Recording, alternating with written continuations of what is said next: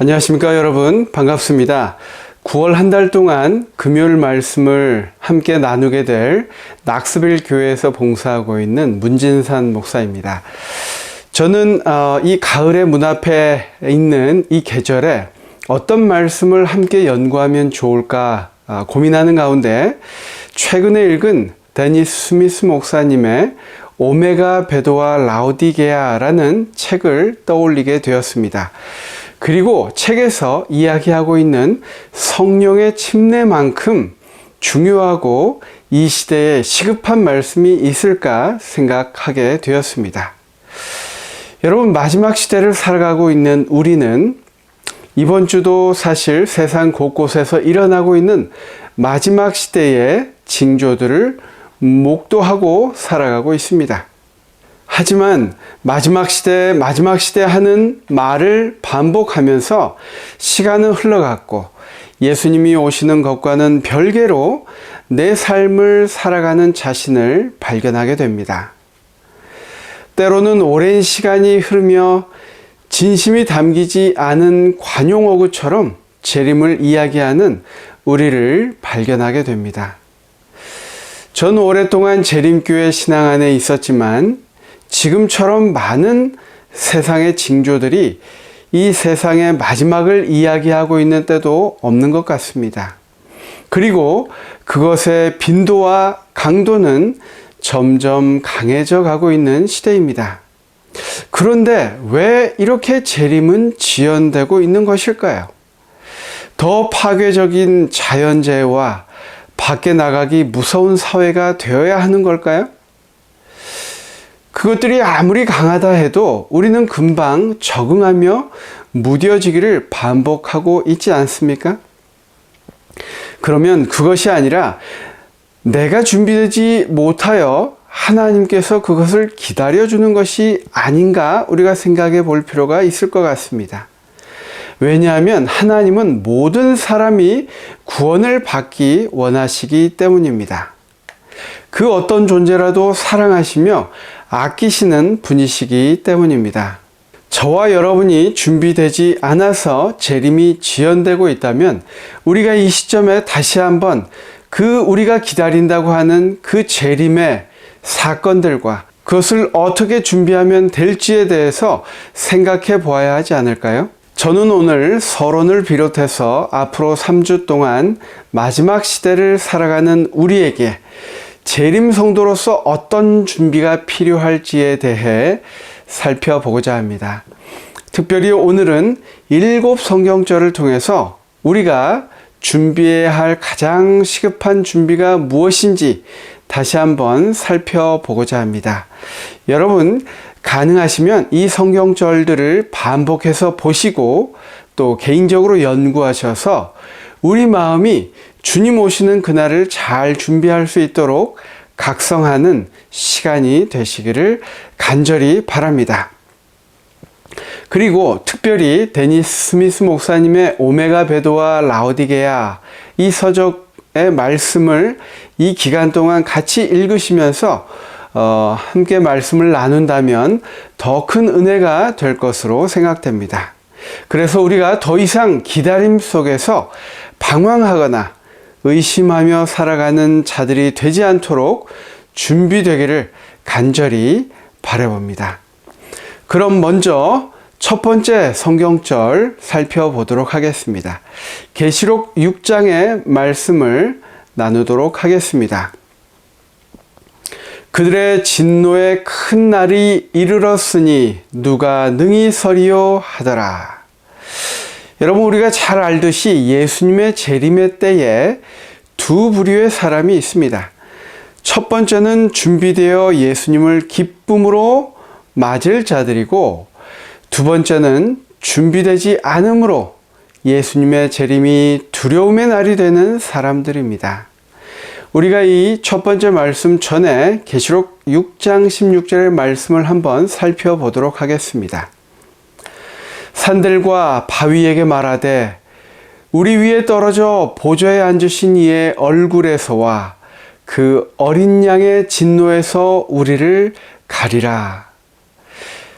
여러분, 이 말씀을 보면 주님의 재림의 때 준비되지 않은 자들이 바위와 산들이 자기를 덮쳐서 주님의 얼굴을 뵙지 못하기를 바라는 모습이 나와 있습니다. 그들의 진노의 큰 날이 이르렀으니 누가 서리요? 누가 능히 서리요? 라고 말씀하고 있습니다. 그러면서 이어지는 17절에 그들의 진노의 큰 날이 이르렀으니 누가 능히 서리요? 하더라. 여러분, 이 16절에 이어서 17절에 누가 이 마지막 때에 능히 그 자리에 설까라는 질문을 하고 있습니다. 한탄이기도 하겠죠. 우리가 모두 궁금해하는 질문일 것입니다. 누가 그 마지막 날에 정말 주님이 오실 때에 그 자리에 기쁨으로 주님을 맞이하여 설 수 있을 것인가? 우리는 과연 그 자리에 그런 모습으로 설 수 있을까 생각해 보게 됩니다. 그런데 7장 1절부터 보면 네 천사가 땅의 바람을 붙잡고 있는 장면이 나옵니다. 7장 3절입니다. 이르되 우리가 우리 하나님의 종들의 이마에 인치기까지 땅이나 바다나 나무들을 해하지 말라 하더라. 이 3절에 이마에 인치기까지 해치지 말라는 말씀이 나오는데 우리는 여기서 재림을 맞이하는 자들과 인치심의 관계를 확인할 수 있습니다. 주님의 다시 오심을 기다리는 자들은 인치심을 받는다는 것입니다. 이것이 첫 번째 우리가 기억해야 할 성경 구절입니다. 두 번째 성경절은 계시록 18장 1절의 말씀입니다. 예수께서 이 땅에 오시기 전 땅에 영광이 가득함을 이야기하고 있습니다. 18장 1절을 살펴보겠습니다. 이 일 후에 다른 천사가 하늘에서 내려오는 것을 보니 큰 권세를 가졌는데 그의 영광으로 땅이 환하여지더라. 여기에서 영광이 의미하는 것은 무엇입니까? 그 의미를 우리가 자세히 살피고 정확히 알고 가는 것이 중요할 것 같습니다. 영광은 하나님의 품성을 나타냅니다. 그 근거는 출애굽기 33장 18절에서 모세가 주의 영광을 내게 보이소서라고 말할 때 하나님은 이렇게 답변하십니다. 33장 19절입니다.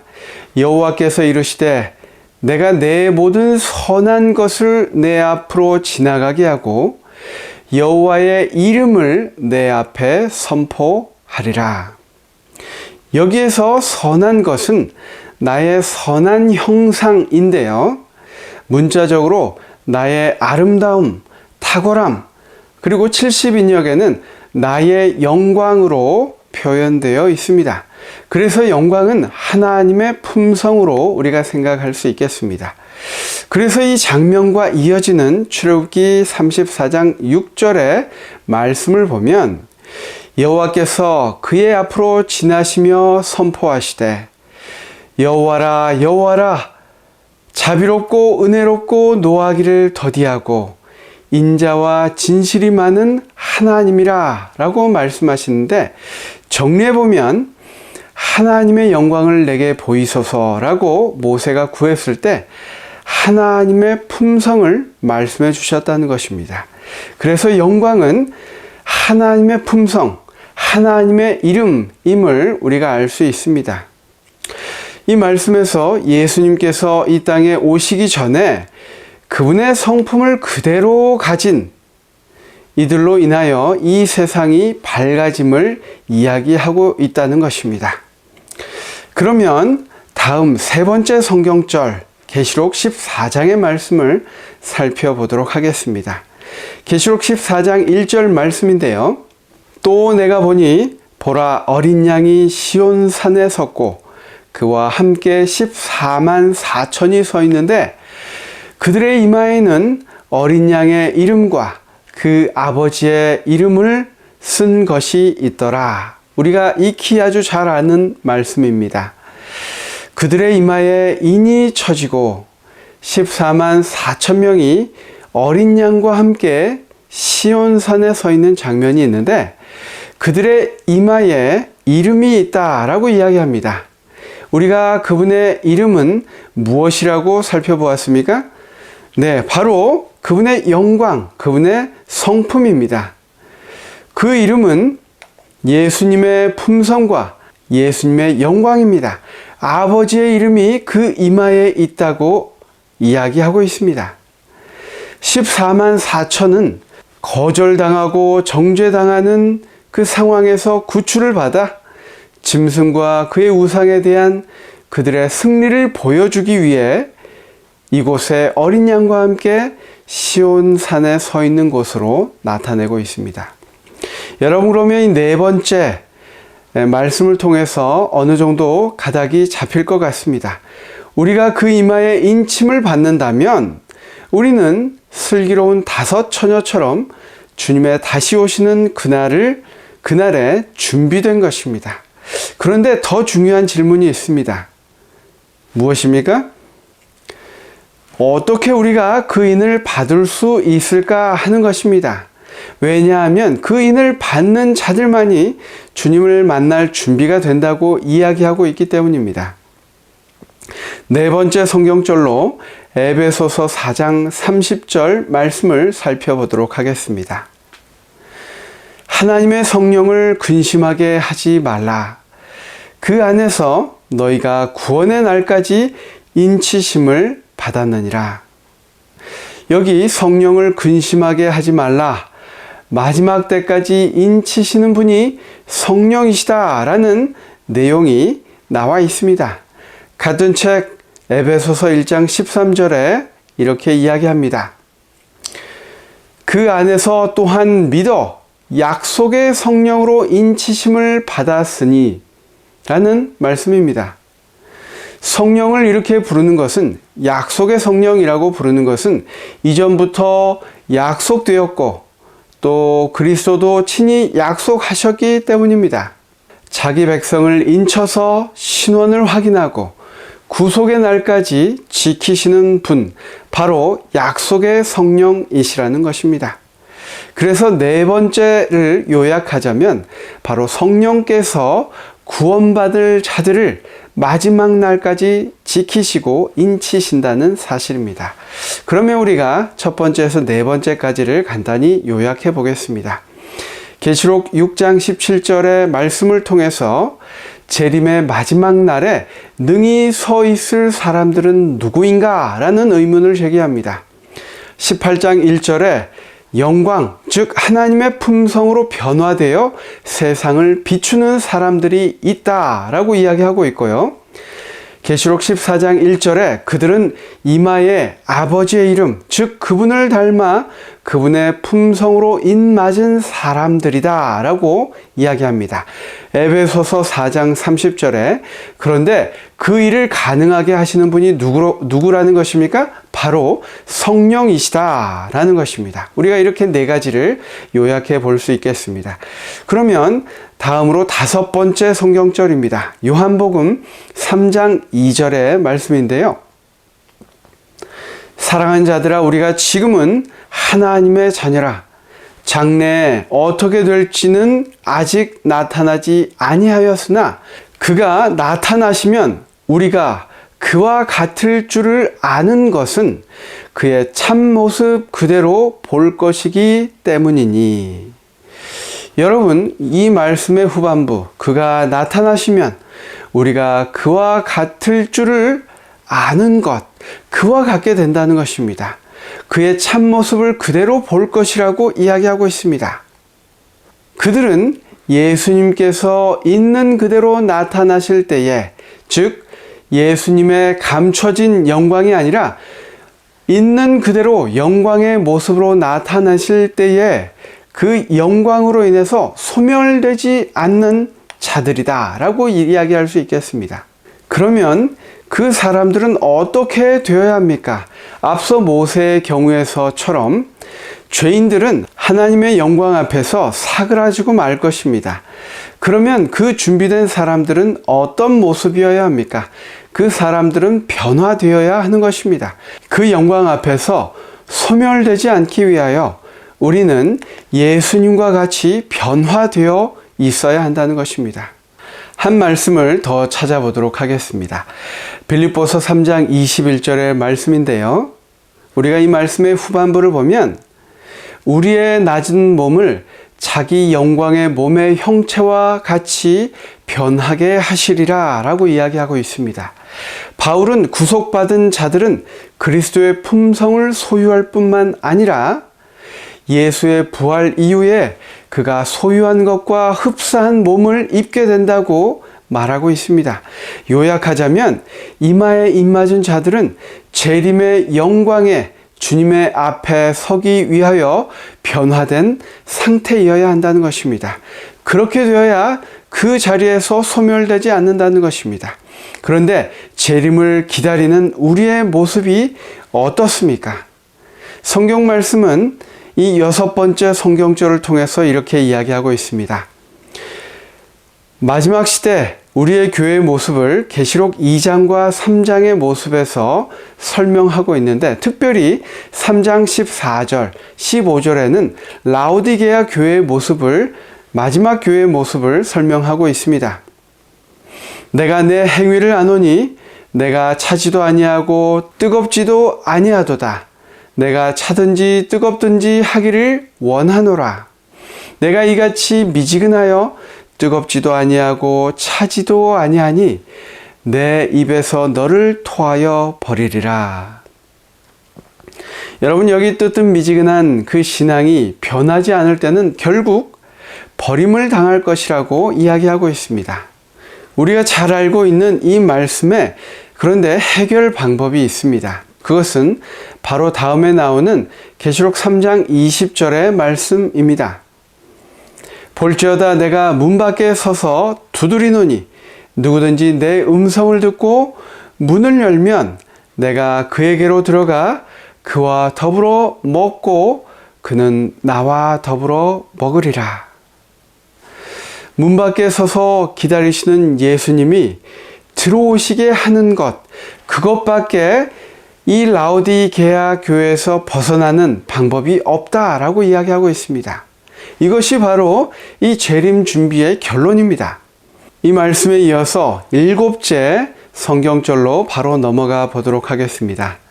문 밖에 서서 계신 예수님을 어떻게 우리 안으로 모셔오느냐라는 질문의 해답입니다.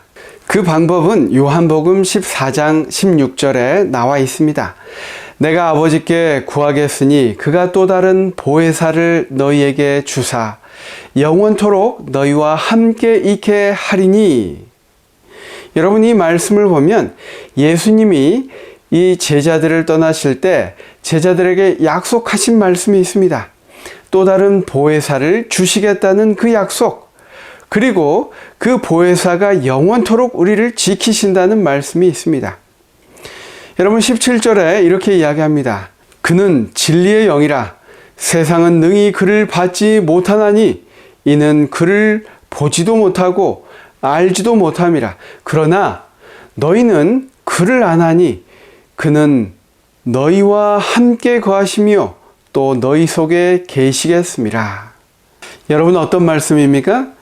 하나님의 사랑을 저버린 사람들과는 다르게 하나님께서는 마지막 날에 그를 기다리며 고대하며 준비하는 자들에게 함께 거하시겠다고 약속하고 계시는 말씀입니다.